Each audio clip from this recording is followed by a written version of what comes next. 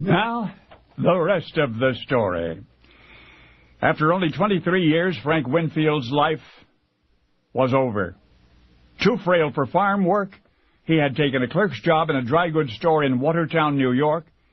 It's what he had always wanted to be, even as a child, a clerk in a dry goods store. And yet the young man who had been too soft for the family farm found himself continually derided by employers and co-workers and clientele as too much of a farm boy for the big city.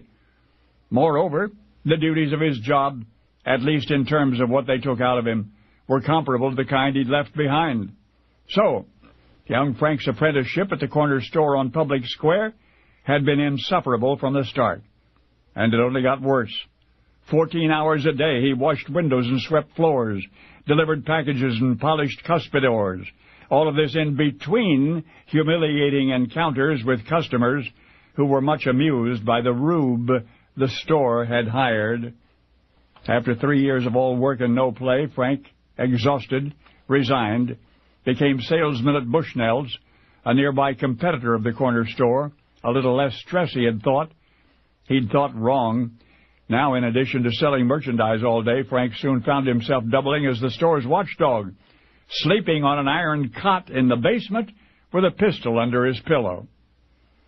And that might have been all right, except that one morning, Mr. Bushnell took Frank aside and complained that the young man was a lousy salesman, and then told him that his salary would be reduced from $10 a week to $8.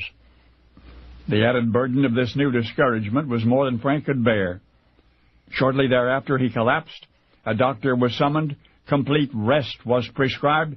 So Frank, now 23, returned home, was put to bed, where he remained an invalid. But this is the rest of the story. Frank's mother, unable to keep up with farm chores and look after her son at the same time, hired a young woman from town to do the latter. Her name was Jenny Crichton.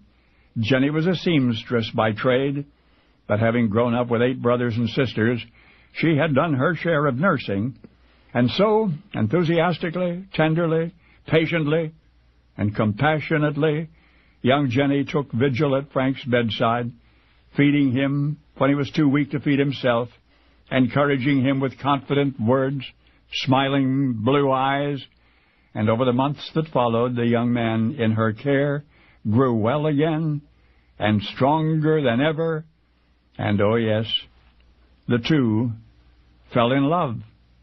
Frank Winfield and Jenny Crichton were married in the farmhouse parlor June 11, 1876. And something else. Through Jenny's faith in her new husband discovered faith in himself, and thus armed, he returned to the dry goods battleground, to the corner store in Watertown, and emerged triumphant, as have few in the annals of retail warfare. Over the generations since, we have forgotten the New York farm boy who wanted to be a store clerk, as well as the store clerk who wanted to come home. But now, whenever you pass his century-old establishment, you'll remember Jenny, the girl who transformed a mouse into a miracle man named Frank Winfield, F.W. Woolworth, because now you know the rest of the story.